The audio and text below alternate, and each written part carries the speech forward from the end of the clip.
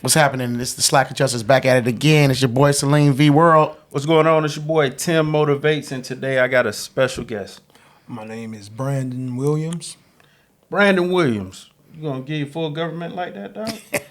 Oh, Well, look, hey, it's all good. B. all Hey, good. you want to give you full government? You want to give me your social security number while you with it? Yeah, exactly. Because that boy got good credit. yeah, you know, my bad. Yo, it's No, all good. It's My all boy good. Brandon a little nervous. Yeah, you know what I yeah, mean? yeah. His first time on camera. But look, a lot of people know Brandon in the city, and it's not for trucking.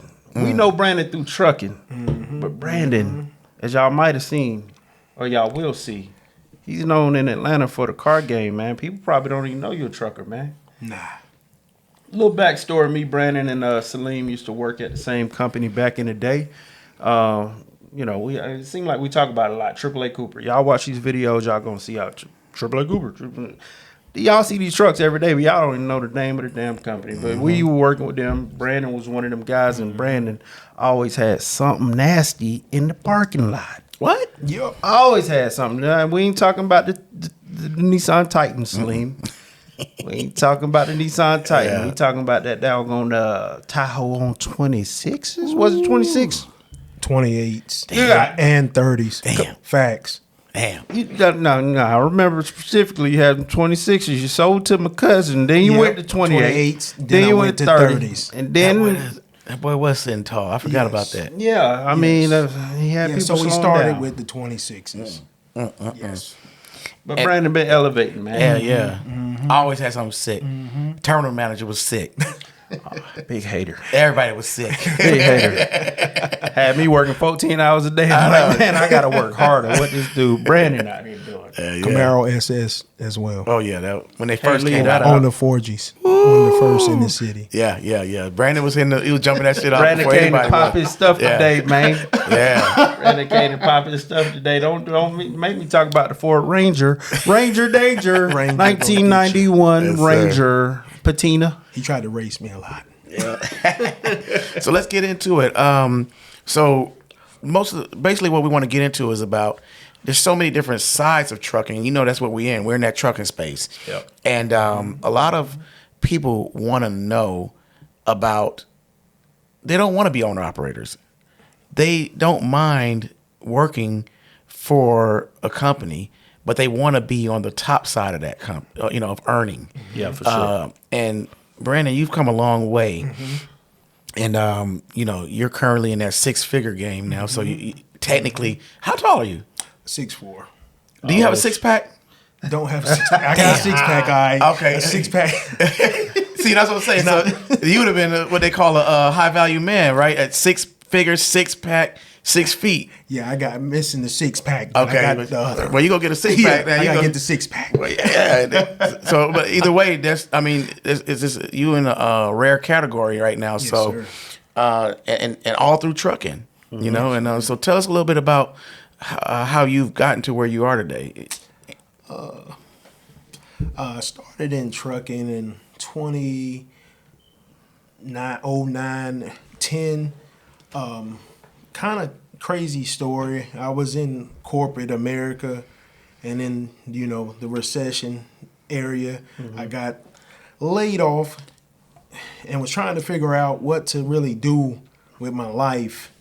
And I always been into cars and trucks and stuff, so I just came to a conclusion. I need to get my CDLs because I need to be in something safe. Yeah. Because I can't deal with the layoffs like that. And trucking is pretty safe, quote unquote. You can find a job. And that's kind of how I got into trucking.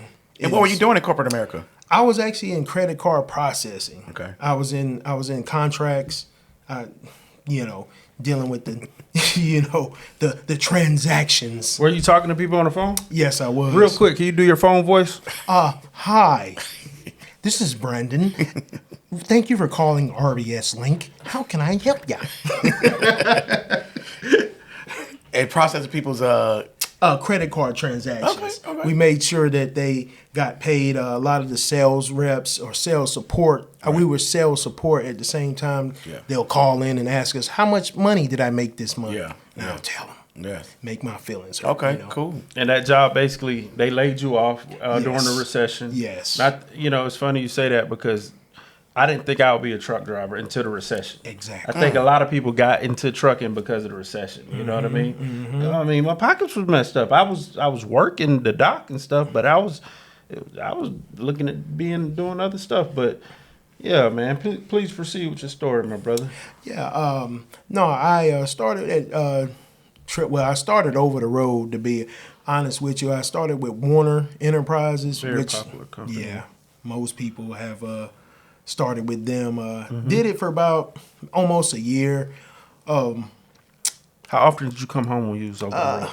I came home probably in a year, probably 4 to 5 times in a year. Dedication.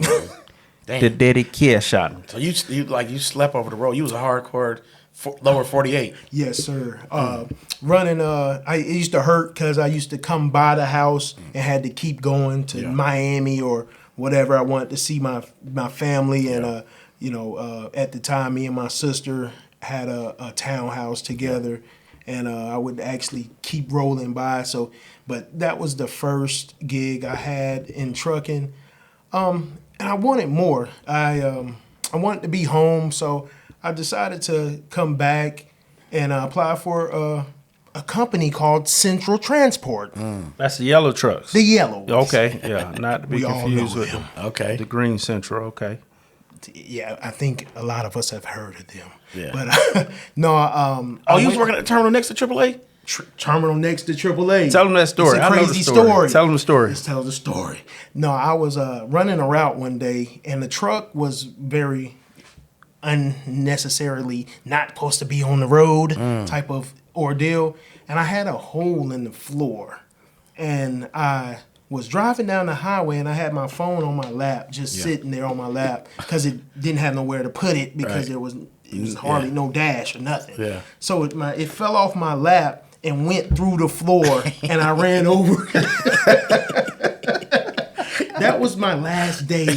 We used to roast them Central guys Yes. too. It was Yeah. always some Haitians or ugly some black, trucks, boy. just some Yeah. African looking dudes over there, Yeah. and it was like, man, they had the worst trucks. We had some raggedy trucks too, but them Central trucks, my They were God. they were tore up from the flow. My bad. Go ahead, finish your story, man. Yeah, Damn. so I see my phone rolling down a well-known highway or byway in Atlanta called Peachtree Industrial. I saw my phone chatter, Yeah. and that's the day I said, okay, AAA Cooper's next door. So when I get back to the terminal, I'm going to go over and ask them, are they hiring? And that's what started I went in, and our terminal manager, was like, fill the application out, and the rest was history of my AAA Cooper career. Nice. Okay. And so from there, basically, you kind of had 4 or 5 years. Yes, I was at AAA Cooper for like almost 6 years. I started off in line haul, working the dock and running nights. It was getting tough, to do it, working big hours and running long. And then about 3 years in, I decided to go to the city and ran the city, which, was good. Good start. I would tell anybody, if you're going to start at a company, AAA Cooper, any of those LTL companies would be a good one to start with. Right, Gotcha. right. And when it comes to, just to give preference to the story, you did what a lot of people are scared to do, or a lot of people, they don't realize it. When you get to CDL, you would you say this is a traditional route to do 1 year over the road? Yes. And things have changed today. Things have changed. Yeah, back then it was easier. I mean, it was harder to get a local job straight out of school. Right. But today you can go to school and get a local job at anywhere, because it's a shortage of truckers in 24.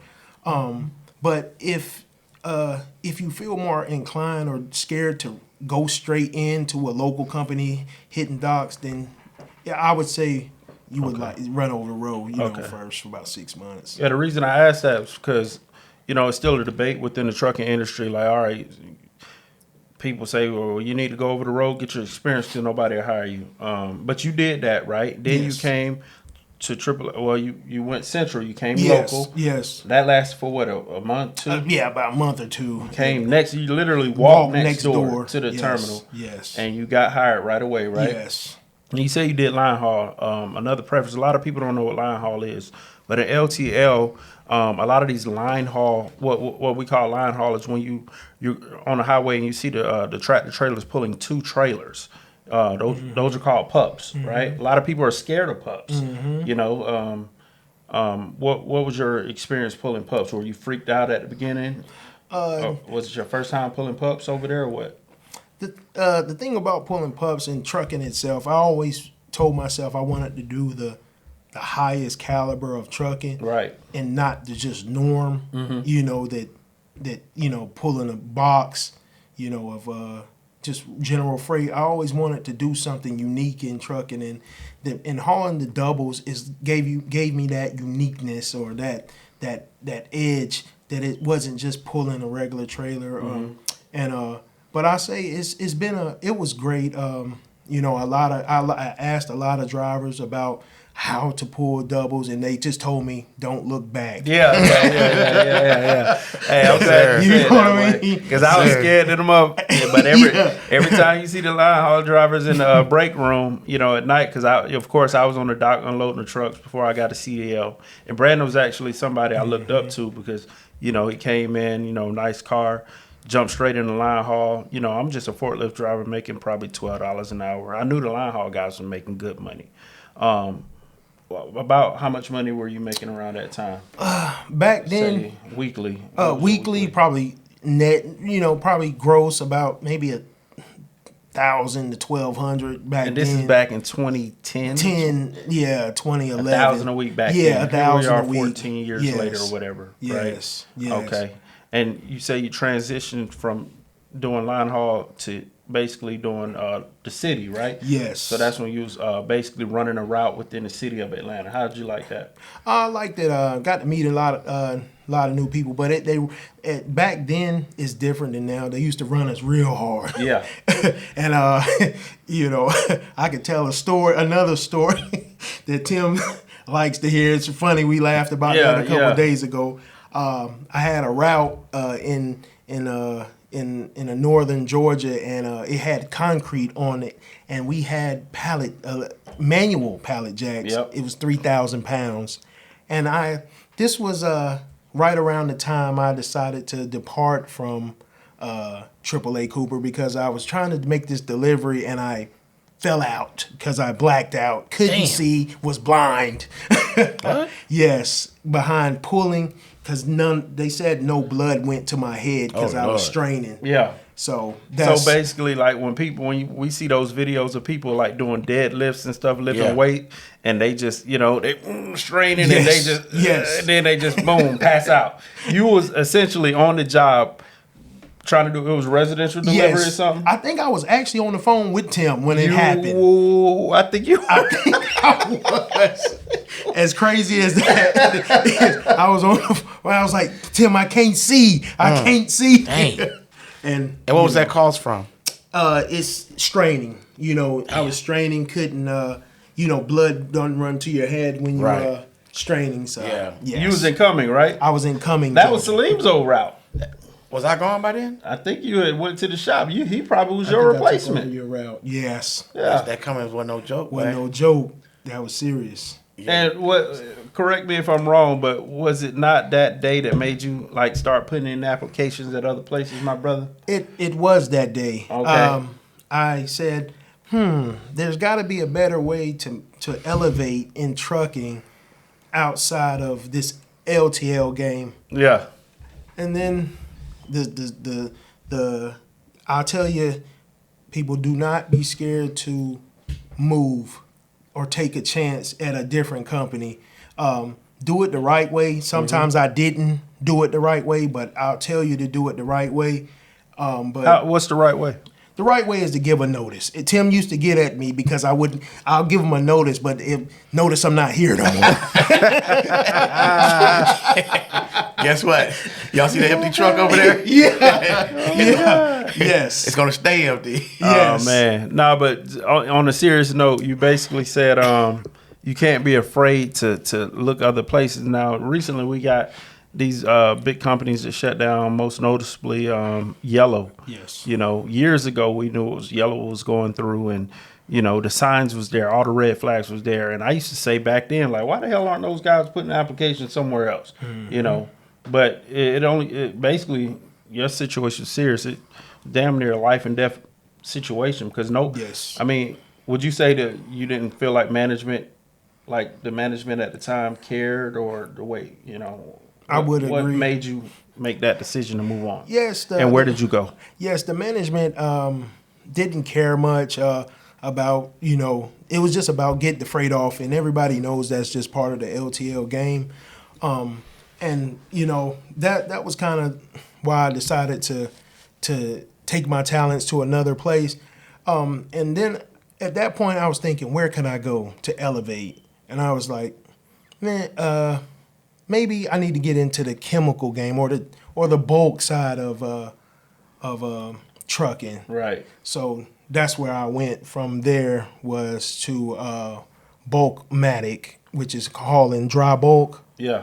And because I was like, I had to get my experience in some type of tanker. That's the big trucks with the Yes, The possum big- bellies. yeah, the big belly tank, silver, nice shiny things. A lot of people see those trucks going up the road, don't even know what's in them. Can you explain like what type of commodities they haul? Yes, we had sugar, barley, flour. We used to deliver to Hostess and all the food companies, you know, Kraft and all those different companies, the food commodities. Did y'all have specific tanks? I didn't mean to cut you off, No, but you good. did y'all have specific tanks for specific products, or could you mix them as long as they clean them out? Yes, the tanks were basically all the same. They were all pneumatic tankers. And if you wanted to change up the product, you would have to take it to the tank wash, and they would clean it, do a kosher wash so you can switch over to a different product. Okay. That's interesting, man. So- I did not know that. I mean, the people are here, you know, they're gonna see the cars, you know, and all that good stuff. Tell them about the money, Brandon. Did you leave and make more money? I did. Over at Bulkmatic, before they started watching or like saying, I guess, almost saying that drivers were making too much money. We were making it was kind of scary money, you know, what they were paying over there. Scary money. Yeah, for a company driver, I would, you know, one load we would run sometimes to Chicago if they needed, and they would pay like a company driver like $900 to do that, you know. Right. And How long would it take to do that? how many hours? Hours. Or yeah, well, you'll run up there and then run back. Yeah, like or to Cincinnati. Like we'll go to Ohio as well. In a day? No, you will run it up like get as and far shut as you down. can and shut down. Okay. Did they put you in a hotel? Yes, they paid for your hotel and they gave you a per diem, Nice. which was pretty decent. I think it was like $30 or $40. It was Yeah, decent yeah, per that's diem, good. so you could eat good. So what did a weekly paycheck look like at Bulkmatic? A weekly paycheck there on a great week. Back then. it could be a gross. You can gross probably $2,500, you know, over there, and that was 8-9 years ago. Really? Yeah. No wonder because we worked 7 days. You know what I'm saying? Like you. Oh, you was working 7 Yeah, days? you would work 7 days. Over Okay, there, you know what I that mean? makes more sense. And they paid. But still, though. weekend differential too. The thing about that company is that a load will pay $200. Yeah. Like normally, and on the weekends they would pay $100 more per load. So think about it, $300 for 3 loads. I know. in one day Listen. As a company driver. as a company Well, driver. I mean, these are good numbers. I remember, and you said 8-9 years ago. Like I said, I've been doing my thing for 10 years. Mm-hmm. And, you know, when we left, I always was hitting you like, dude, why don't you just get on out here? Yeah, but it now, was hard. now I see Yes. most guys weren't doing it like that. And I didn't, had no idea. But Bruce was rocking like that at once because he was Yes. working on weekends. I was Lion Hall. You was doing that I too. was with Bruce. Okay. Just make it clear, buddy. I was right there with He was Bruce. right. I remember that. So Shout out, Bruce. Yeah, I remember you guys were doing Lion Hall at night. I mean, I'm sorry, on weekends, putting that 6 day Those in there. extra days. And that's how y'all really was leveling It's up. before electronic logs. Yep. That's why y'all boys was whipping Yes. like y'all been whipping Yeah. and Yes. taking trips like y'all was doing and all that kind of stuff. I never caught on to that. Yeah. Y'all boys eating good. How long were you with Boltmatic, Brandon? I was with Boltmatic for almost 2 years. What made you leave there? I mean, you was making all that money on. Well, Boltmatic started watching. I guess they were Pocket watch. pocket watching, so they changed the weekend run to like $50, which was still like $50 or no $100 for the day instead of $100 per load. Right. what? Yes, they would give you $100 more per day Yeah. instead of per load. They thought it was too much, and that's when we was like, hold up. And then they started wanting us to run over the road, and I didn't necessarily want to do that, and that's what caused the departure from Bulkmatic. Right. Got you. So, yeah. Go ahead. So, when it comes to Bulkmatic, I kind of know your story, so I kind of got a cheat code. When you left Bulkmatic, you kind of went over to that competition, didn't you? Yes. Weren't they pretty much right up the street too? Didn't you? Literally across the street. Yeah, Went close and to a- convenient. Yes, went to a company called WW Transport. Yeah, Started off pretty okay. Then we had it's kind of a crazy story there too, and that's part of the trucking game, is that it's just some interesting stories.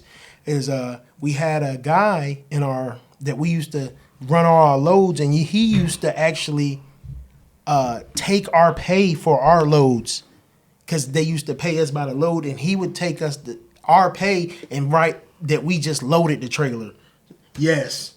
Who's this guy? He got fired. Oh, Lord. Yeah. He would take our pay so if the load paid $100 and it paid $50 to load it, it would be $50. He would pay us $50 and take the $100. Oh, that's Yes. cold-blooded. Yes. How long did that last? How long were you there? That lasted for about 6 months. We were working 7 days a week, 14 to 16 hours a day, every day for 3 months. And you got straight. somebody. How long were you there before you discovered this guy was messing with your pay? Well, we realized that it was like what was going on. Like, he kept on telling us that, they don't pay $100. He was telling us how much they paid. Yeah. And we talked to Dan, which is the lead guy, because it was a very small company. Right. And he was like, nah, the load pays $100 and to load it pays $50. Right. So he was giving us the pay of loading the trailer, not the pay of delivering the trailer. The product. So that was the situation over there. So he just got fired. He didn't get no criminal charges Yeah, pressed. they just fired him. And then after that, from there, I guess, Yeah, no. Where was your next? No, you keep going. Yeah, what's the next spot? yeah, from there, like I said, don't get complacent at any customer. I mean, at any trucking company. Just make sure you find the one that works best for you and your family. So I went from there over to a company called Brentag, which is a chemical hauler. Okay. I've heard of Brentag. Mm-hmm. Yep. I totally forgot. Me and Brandon are good friends, and I've basically been talking on the phone with him all these years, and I totally forgot about Brentag, man. What made you go to Brentag? And you got to tell us about the pay, man. We want to know about the pay. Well, the funny thing about Brentag is that Brentag is a chemical company. They haul all different types of chemical. So it's hazmat. You have to have your hazmat, and they haul sulfuric acid, all the nasty stuff. Yeah. And the funny thing about them is that they don't pay as well as you may think. Womp, womp, womp, womp. So I went back. But I said to myself is that I have to get my foot in the door, you know. So I just took what they gave us, which was, believe it or not, $19.97. What an year was hour. this, man? This was 8 years ago. So Okay, about 2016. yeah, about 2016, 2015. Yes. And one thing about Brentag, I was so surprised when you was telling me, like, man, this, you know, this company don't pay that well, but they got like some of the nicest equipment on the road. Yes. Very recognizable brand. And, you know, you would think they're in the chemical industry. We all know that chemical hazmat stuff pays well. But there was one thing about the company that you did like. I think it was the benefits. Yeah, the benefits were out of this world. I can only imagine if they paid a better salary, because they actually matched 11%. I've never seen any company match up to 11% dollar for dollar. So Right. you put in 401k. yes, Really? yes, which is unheard of. I mean, I know they ain't by doing that far- no more. They are. They actually are, but Really? they're still the underpaid. They are still one of the lower paid chemical hauling companies. But But they keep people in there yes, for the benefits. And let's not get it twisted, man. Yes. Some people aren't driven by the hourly pay. Some people Yes. need those benefits. How was the health insurance? health insurance was great. It was very low. Probably one of the lower. I think we pay, like, if you were single, like maybe $40 or $50 a week instead of like $100. Yeah, so that makes You a know, difference for people yes. because how many times have we ran across different drivers and stuff like, yeah, I'm over here, I'm only getting paid $18 an hour, but I don't got any health insurance costs, and my wife has cancer, and they've been taking care of her, and man, you know, it's just tough out here. But you know, I looked at their doctor bill the other day; it was $800,000, and I got a letter in the mail, and it said 100% paid for it. So those are the things that people got to realize when it comes to certain companies. It's what fits you and your lifestyle, Yes, right? Yes. Brandon, you know, I don't believe you have any kids, right? No, I don't. What about in Texas, Brandon? I don't have any in Texas. North I don't Carolina? think. North Carolina? Maybe. No, that's one thing that, yeah, I don't have any kids. I'm 39 years old. I don't know if I had said that. And the reason being is that I felt like I need to find the right one and not, I guess, sow my royal oats everywhere. Skeet. Oh, skeet. Brandon ain't been skeeting like a lot of us. I mean, a lot of them out there in Atlanta streets, y'all. You ain't had no slip ups, Brandon. My game is serious. All right, cool. Let's get back to trucking. Fellas. Yes. So, Brentag, how long were you there? I was at Brentag for almost 2.5 years. And what made you depart? It was the money? Yes, and the commute. I was Oh, yeah. commuting, 50 miles one way. Kennesaw, right? Kennesaw and East Point. From where I live to East Point, Georgia is 50 miles. They got an East Point location? East Point and Kennesaw. Okay. Yes. All right. I worked at both locations though. That's what's up. And where did you go from there? I went from there. I went to a company called Nexio Solutions. But you know what? Can we pause real quick? Let's hit rewind. While you were at Brentag, what skills did you learn? Oh yeah, what skills I learned was how to offload the chemicals safely. How to So you were pulling tanker. This Yes. is where you learned how to drive the tanker. yes, I was Okay, pulling cool. tanker. I don't want to skate past that. No, yeah, I'm sorry. That we were pulling tanker. We were pulling, all different caustics and sulfuric and acetones. Yeah. And I learned to, offload it, how to air it off, how to pump it off. Right. So that's what I learned there. So, when I left AAA Cooper, I went to a chemical company. They weren't specifically, straight chemicals like Brentag, but they sold a lot of chemicals, and we would have to do all these type of classes. Me and you refer to it as schoolwork, right? Or sometimes your manager might call it schoolwork. So they'll pull you out of the truck, right? Yes. Just so you can do these different tests and Yes. stuff to make sure that you are aware of the commodities you're hauling, how to placard the side of the trucks. Is that correct? Yes. How to placard the side of the trailers and the tankers.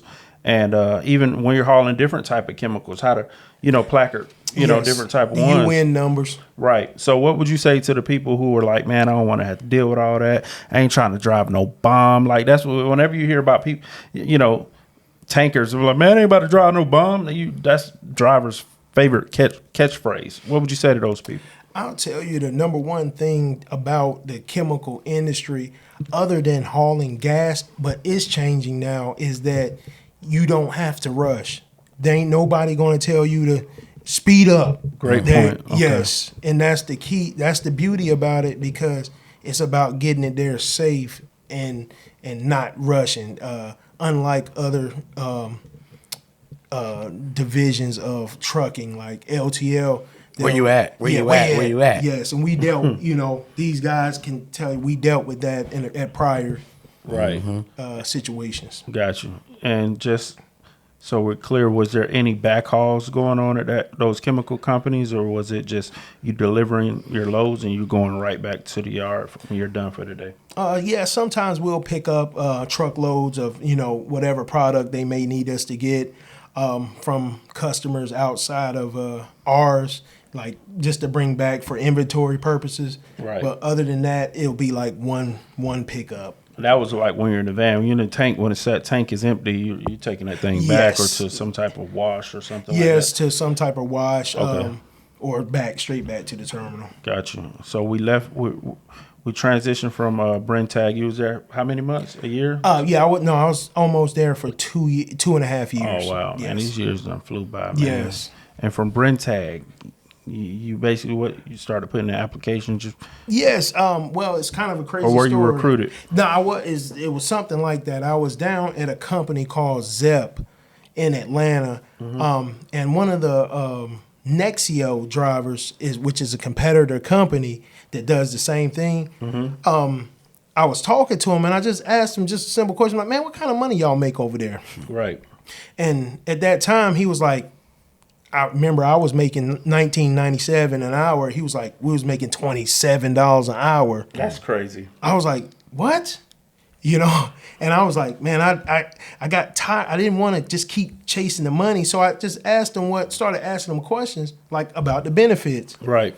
And believe it or not, at Nexio, you get 4 weeks of vacation your first day in, which is kind of unheard of in the trucking game. You didn't have to wait 3 months? No, you didn't have to wait. You instantly get 4 weeks of vacation off the rip. That's ridiculous. Yes. That's crazy. So, I'm like, wow. And they told me to pay you top out in a year at $27 an hour.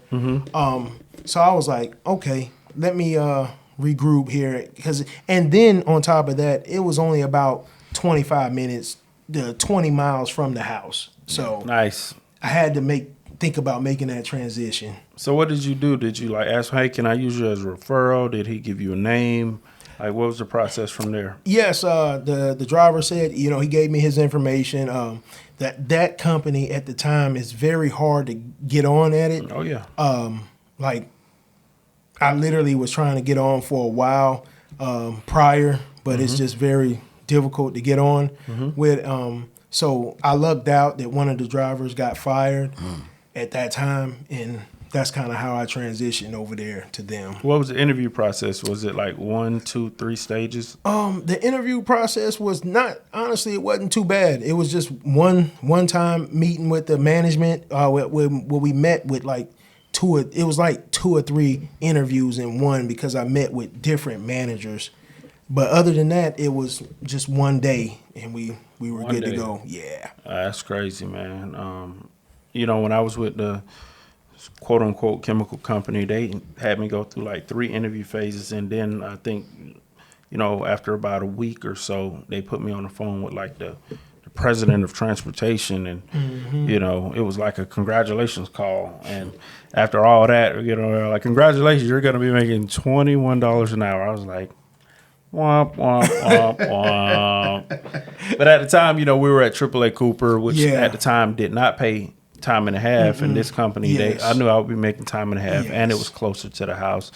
And I would be, I was really trying to work my way up that hazmat ladder and get the experience so that I could do the tankers and stuff like that.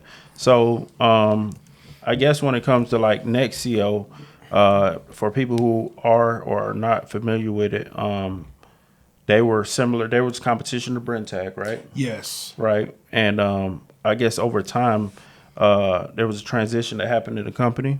Yes. About 3 or 4 years into working for Nexio, another company which most knew because Nexio was smaller is called Univar bought us out, which everybody was kind of sketched out whether it was going to be better or worse. Yeah. But it's been good. They made more than us, so Right. they moved us up again. So it was a great transition because the job is a great job. And like we said, there's no rushing. And once you get the hang of it, it's just great. That's awesome, man.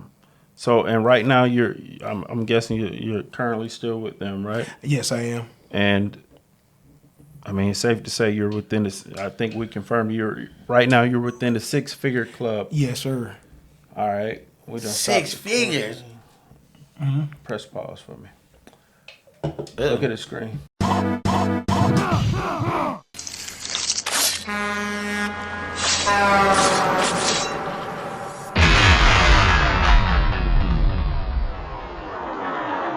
All right. So, Brandon, we was talking about you're currently still at Univar. Yes. Myself, Salim, and a lot of our close buddies have transitioned over to the owner-operator side, and you've been one of the only ones that have, been climbing that corporate ladder in the trucking industry, being behind the wheel. A lot of people, talk about the American dream, which we feel has died. A lot of people say the American dream has died, but for you, man, big reason I wanted to have you on the show because you are showing that it's still real in this trucking industry, man. How do you feel about that? I feel like in the trucking industry, it just depends on how you position yourself. I say the number one thing is to pay your bills on time and keep your credit in control because that's really going to be the key to you progressing in this thing we call life is credit. And that's one thing that I've always stood on and strive to keep intact because in the midst of even bad times that we live in right now, with credit, you can stay afloat because you can utilize your credit, and get you, what have you, loans or any other things, that you may need to keep going. Message. Man, I totally agree, man. And you got certain people who don't necessarily agree with the whole credit thing, or for one, a lot of people don't know how to, manage money, right? Yes. And I think that's something you've been able to do well over the years, not really living above your means, even though you've been driving a lot of the nicest cars, the latest cars, and doing your thing, man. I guess, when it comes to the credit thing, what would you say have been like the key to, I guess, staying with the having a brain fart for a second? What would you say would be the secret to just keeping your credit together and being able to obtain everything you've gotten over these years? Well, just as you said, your money management is the key. That's really the key to it is when you, and how I like to do it is to you pay your bills first, and then what you have left, don't spend it all. Put some of that in the bank, and then what you have left is what you can that's what you can play with.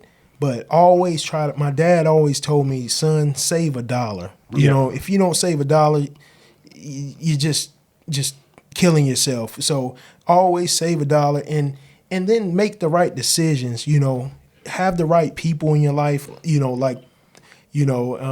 people that's leading you in the right way. Don't, and not to get all sentimental and stuff, but don't get into bad relationships that causes you, a lot of money. Meeting the wrong people can hurt that situation, and that's what's kind of kept me out of it. I mean, we all been in bad situations or with bad people, but you have to have a balance of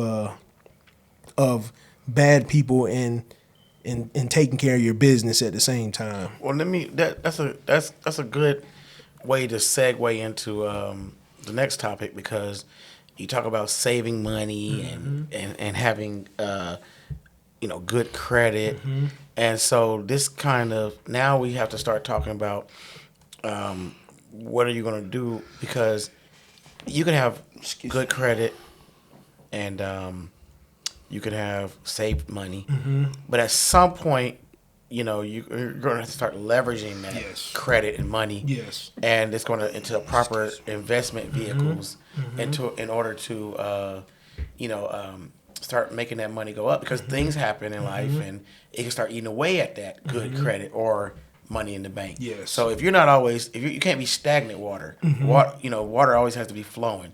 Stagnant water is bad. So Big facts. what are some of your passions in life, and what are some of the things that you think that that you want to start taking it to the next level? Helps you take your money to the next level. Yes, I think I'm very passionate about cars. I'm very, very passionate about cars and homes and property. I believe in, if you get the right car or the right situation, that it's a good investment. Some may think differ, but to me personally, I think that cars is a great way to make some type of profit. And I think, and I think a lot of people don't realize that if you take care of your business, you can achieve these cars or these homes that you dream about. It's just about your preparation and your dedication to whatever you're doing. And the number one thing to all of it is consistency. Without consistency, you have nothing.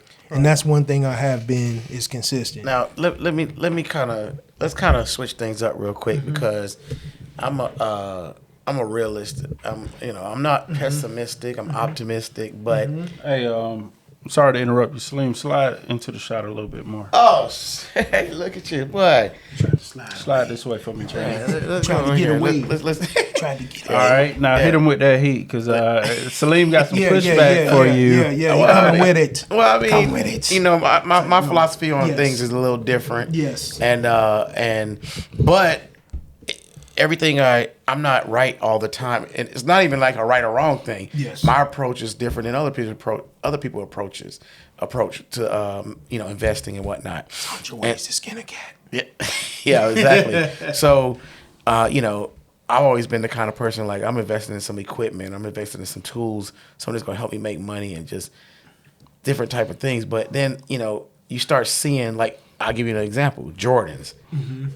You know me, man, I cannot stand people in the shoe game. Oh, I'm not people that's in the shoe game, but putting money in the shoes. Yes. Like, this shoe game is so serious. And I'd be like, boy, y'all, that's one of the dumbest things to get into, right? But the shoe game is so serious right now. I don't want to buy me a pair of Jordans. I got a pair of Jordans sitting at the house.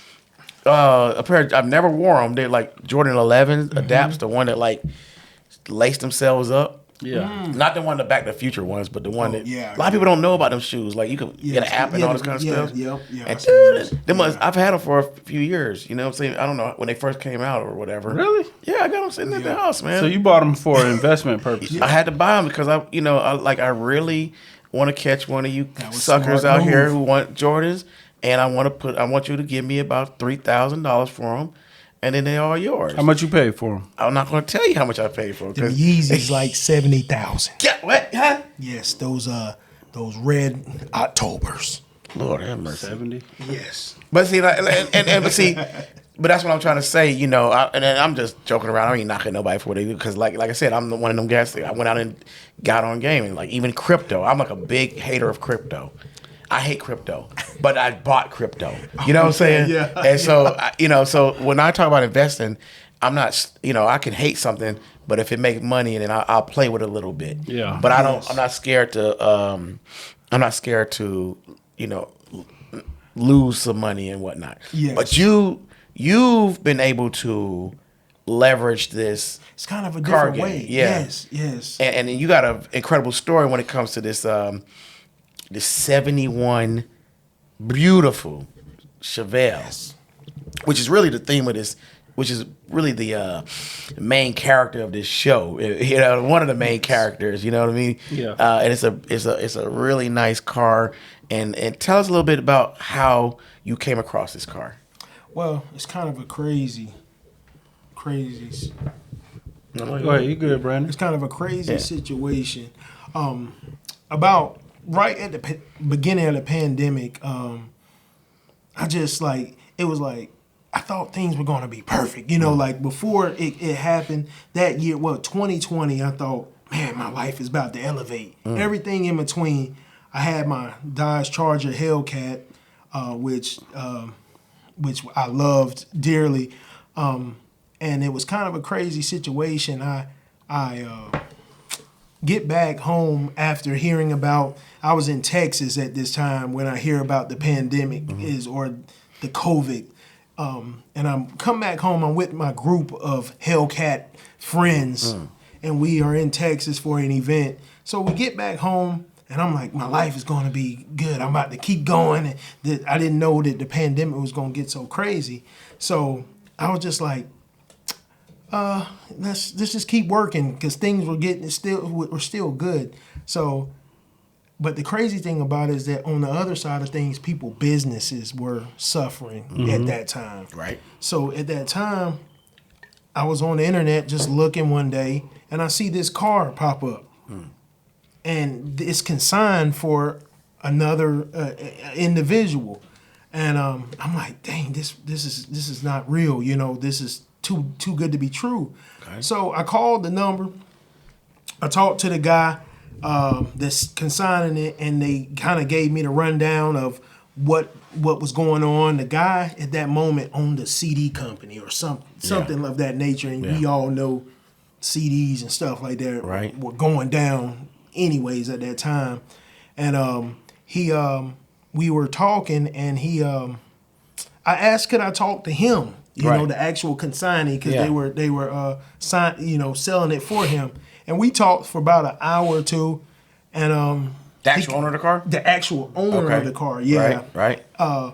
And it's kind of a crazy story. He kind of asked me what I could afford to give him at the time, which was, it was kind of, and I was like, I give you $35,000. You know what I mean? Because I knew the prices of them, and I knew that was a absolutely disrespectful offer. But was he asking something initially? Yeah, he wanted like 50,000 for it, you know what I mean? Okay. Which was still at that time, it was still a great number because they were going for 65,000 like it was. Right. Which was crazy, for that time 4 years ago. And I told him I can give him 35,000. He said, "Man, we done talked. You seem like a good guy. You'll take care of it." And he said he'll accept the 35,000. You shitted it. You pissed on yourself, didn't you? You told me about this. That's when you started wearing. We started wearing diapers. That's when I started wearing Depends. Yeah, because you never knew when it was to happen again, and you peed on yourself, right? Yes. Because prior I didn't realize that. That's where yellow veil came from. Yellow veil. Yeah. Nah, you ain't never peed.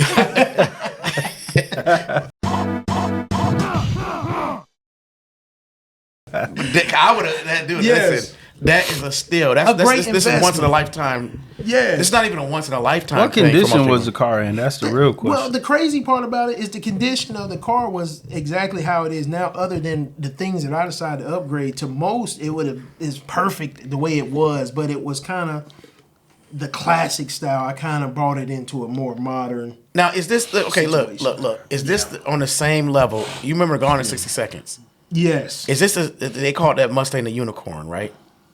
Is that what they call it? Is this on the same level? This is a unicorn. That's what I'm trying to say. This is not your average. This is not an Chevelle. average find. Yeah, this doesn't happen. This doesn't happen. People are hating you and mad at you Yes. when something falls in your Yes. lap like this. This is one of them kind of deals. I was lucky. Yes, this is. I won a lottery. Yeah, that's a lottery catch right there. Yes. And I remember you told me about it. We talked about it, and you was like you could have doubled or tripled like a lot of money. Instantly. And I was like, dude, I was like, sell, Yeah, sell. yeah. I told him the same I was thing. like, dude, you go level up. You know what I'm saying? And even if you would have done that, had Yes. you done it, you would have been good. If you would have, because I know you would have Yes. kept looking and Oh, flipping yeah, and yeah, looking and did it flipping. again, yeah. But I mean, obviously, right now, the car is probably worth It's 6 figures. we over 6 figures We're over right now. 6 figures. Yes. Now you've put in yeah, about 50,000. 50. So yes. I mean, obviously, you played the long game. Yes. And you've been patient, and these types of things kind of play in investments. And so, the right person coming along, Yes. May take it off my hands. you take it off your hands. Yes. Now, so now let's go into the car in detail. So you have it's a 1971 Chevelle Vert, as you can see Yes. here. 1971 SS. Chevelle SS. Just go ahead and walk us through the car. It's a 1971 Chevelle convertible SS 396 4-speed, matching numbers. They call it a trifecta. It has the motor, the top, and the 4-speed transmission, which is very rare. Excuse me. Yes, it's a matching numbers car. They usually got blowed up back in the day, because like when my dad was growing up, they raced. When Tim dad, he's in the cars too. Salim in the cars as well. When you race something going to break. Right. So it's very rare to have one with the same motor it was born with. Right. So that's what makes the car valuable. What I've done to it doesn't really make it valuable. It's the way, but the beauty about it is that it can all go back to original form. Right. I have everything. So Right. that's where the value's at. Some of the things I did were, go with the value, but not everything. Now, when a lot of people see Brandon coming down the street, you have a different kind of demographics. You got the old school guys who might look at your car and say, "Man, I like that car, but I don't like the rims on there." Yes. Or do you have the original rims? Yes, I do. Okay, so but then you got the maybe some new school guys that look at that and say, "Man, that's how I like it." So, which guy in these two scenarios offers the most money? Great question. Well, that was it's a great question. Yeah, no, the crazy part about it is that You just pissed on yourself again, didn't you? I smell it. yeah. That boy's silly. That boy's silly. The crazy thing about it is that it's two sides. See, the beauty about it is I can get the same amount from the, maybe the younger guy, and then I can get the same amount from the older guy, Really? because it can all go back to being Bob Palmer, 67-year-old Bob Palmer, who had that car when he was a teenager and bought it brand new, sees that car the way it looks. And as long as you got all the original stuff, he buys that car the way it is. Because what he's going to do is go back. And does he say, take the rims off, you can keep the rims and still give it to me for 120, Yes. 130 or whatever? Yes, that's what you he's need to going catch. to do. Yes. Don't catch Salim. Yeah. You know what I'm saying? Coming out to you. I want the real, I want it all. I want it all. You know what I'm saying? Yeah. He go and give you the same money. Yes. So you catch the right guy and get the right price. Yes, that's really And you the keep key. rims. Yeah, and you keep the rims or the dash, whatever Right. you put in there. Okay. So that's the beauty about it, is that it all can go back to original form. Yeah, nice. I like that. And convertible versus hard tops add more value. Convertible. Yes. Yeah. When the top go down, Yeah. the price go up. Ooh, lordy. Yes. That okay. I like it, and it's got the high beams. I mean what are these? Yeah, LEDs HIDs, or okay. LED headlights. Yeah. Yeah, LED headlights. It just, I did some tasteful things. The thing about it is that I didn't go crazy and change the to a candy paint job or whatever. Right. I just kept it classic, Yeah. classy, Yeah. So I get respect from both sides, even how it sits. So what are we looking at here as far as the engine goes? Engine wise, it is a 396 small block this time, but it is a original 396 big block car, which I do have in the garage. Okay. And it's just I got that motor because it's new, and it's a small block. So with it being a 4-speed, the RPMs are higher when you're on the highway. Yeah. So it just likes it better. Yes. You know what I mean? So it's more what they call drivable. Yes. My old motor Yes. wasn't. So Okay. And we're looking at these brakes here now. Are obviously in the rear? They didn't make disc brakes in the rears No, this year. no, they were drum brakes. Yep. Do you have the drum brakes? No, Now, I see. have Willwoods.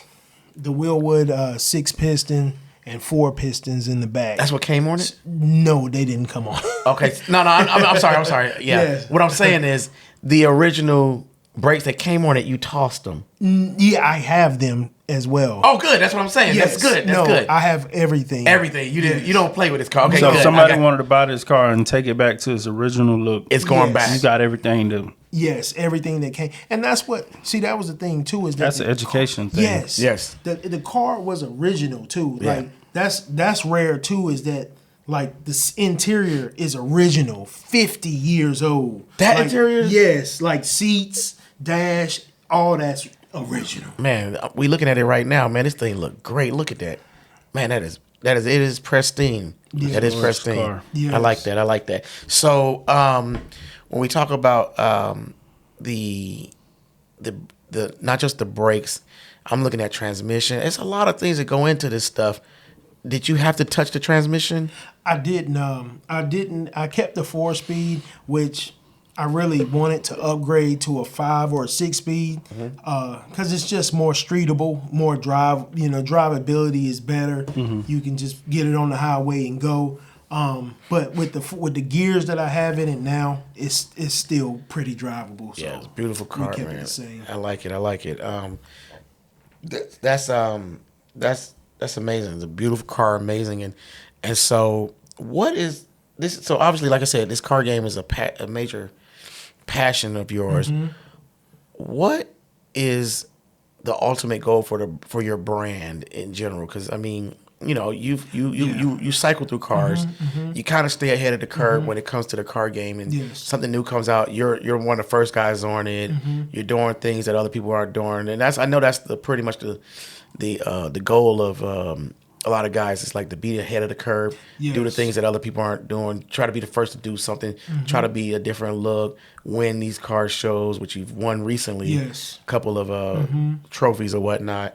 What is the end game? Is it to own a motorsport shop? Yeah. Have, to put on the best show? What I mean, give me Yes. what the end game is for you. Well, really, my biggest thing to all of it is to show people that's regular or that's maybe not an owner of a company that you can work your heart out and work and obtain things that you want, and still not go absolutely broke behind them. So that's really, my end game is to just continue to motivate. That's really my number one goal in all of this, is to motivate regular guys and not for them not to feel bad if they're not owner operator or company owner, that you can still live a productive life and still be friends with guys that do own companies, and when they want to go out somewhere, you can go with them because you took care of your money just as well as they are with their businesses. So that's really my goal in this whole car game and in life, is just to show regular guys that just work hard, stay consistent, and take care of your family and pay your bills on time, and you can achieve the American dream. Well, I mean, if I go out with you, then I'm pulling up in a 2008 Nissan Frontier. I'm not pulling up in no badass car. Can I? Yeah, we know what you got that. I mean, huh? No, I ain't gonna say that. I'm Big bag Salim. Nah, bag. I'm gonna pull up. I'm gonna have to catch a ride with you, man. Yeah, no, he So- don't get it twisted. Nah, but I mean, it's good. Though. I mean, everybody, like I said, you're able to find your passion. Yes. You're able to, there's good money in trucking. You got to find your place. You got to know how to hustle. Mm-hmm. You got to move a certain way. You got to be patient, Yes. disciplined, Yes. and just take care of your business. Like you said, these are all valuable jewels that a lot of people, don't really adhere to. Doesn't happen overnight. It doesn't happen overnight, It and doesn't. you've come a long way over the years. But having that passion, Yes. hunting down The deal. the deals, and knowing the game and studying the game, like you really tuned in with this card game, and so it's a very beautiful thing, and I'm very happy because, like I said, you've made the investments, and now you've got an asset, a real asset, Yeah. and that asset can be.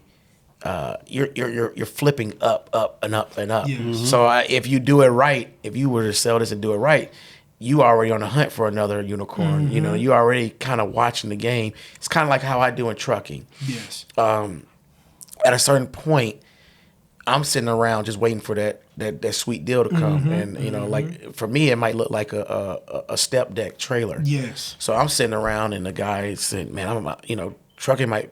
A lot of people might think trucking's down, and they want to come off some equipment." So I say, he might sell a step deck, and it'd be a beautiful step deck for $15,000. Yes. What it might be worth $30,000, but they have to come off it or at auction or whatever. Boom, we buy it, and I just park it somewhere. But then when the market comes back up, because there's peaks and valleys in this game, I already got some equipment set up. Boom, we prime out with it. Now I'm ahead of the game. Yeah. Because I've invested in something, and we've been able to do that over the years. So this is it's a similar, but guys are not patient. People are not patient. Yes. They want everything now, and they think that this is some kind of magic trick to this game. It's not magic. It's nothing about it. It's about consistency, Staying down till you come up. staying down, And surrounding yourself with people like these guys. Because at the same token, I don't own a business, but every day these guys motivate me to go harder because they are very positive and very, very strong in their own businesses and everything that they do. So everything they do motivates me on a daily basis, just hearing the things that they do. So, don't get it twisted that, you can, if that's what your dream is to become a owner operator or a business owner, then do that. And just keep going. Yeah, and then don't get discouraged, and don't count other people's pocket. No. Focus on what you got going on. Yes. Find your niche. Stay down with that, and then work your game, and then before you know it, you're up in your own way and making moves. And I like that kind of investment, He like just said flipping the things. biggest thing. Yeah. Yeah, so this is real powerful stuff, and I'll make you a deal right now, right here on camera. Nah, just kidding. Wait. I wish I could talk like that. That'd be dope, wouldn't it? Yeah. Let's talk numbers. Yeah, let's talk numbers. Yes. It'll be real nice, but so that's good advice for the young crew, the young generation. Or any final words before we wrap up? Yeah, Brandon, you said a lot on this podcast. The reason I brought you on is because, you've done what a lot of people can't be done. And that's, you've been able to, climb the trucking corporate ladder. You've been able to purchase a house. You've been able to buy all the latest cars. And you got your dream car over the last couple of years, and you built it into an asset.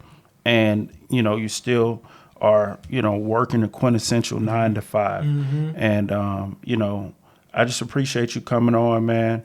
I thank y'all for having me. Yeah, man. To all the young truckers, even the old truckers, or just business owner in general, the people who work at, a grocery store, I think you could take what Brandon has told and Brandon has said and apply it to any part of your life, and even some of the stuff that Salim said, because, you know, Salim, you know, he'll pull up in the Frontier with 4 pockets full. Exactly. You know what I mean? Don't get it 4 twisted. pockets full, gold card, Facts. platinum card. But seriously, man, we appreciate you, Brandon. If the people want to get in touch with you, man, how can they get in touch with you on your social media, anything like that? You can follow me on Instagram at Yellvell 1971, and that's spelled YELLVELL 1971. Yeah, he got some evidence up there. Yes. He got some We're evidence. He not got some pump faking. receipts. He got some receipts up there. We're not pump faking. To everybody, up here that's watching, old Brandon, probably didn't even know he was a truck driver. This guy's a truck driver, man. I told you he's known in the streets in Atlanta, man. Out the mud. Gotcha. He's a truck driver. The right way. All right, y'all. Another episode of Slacker Justice Podcast. I'm your boy Tim Motivates. Sling V World, and we out. Peace.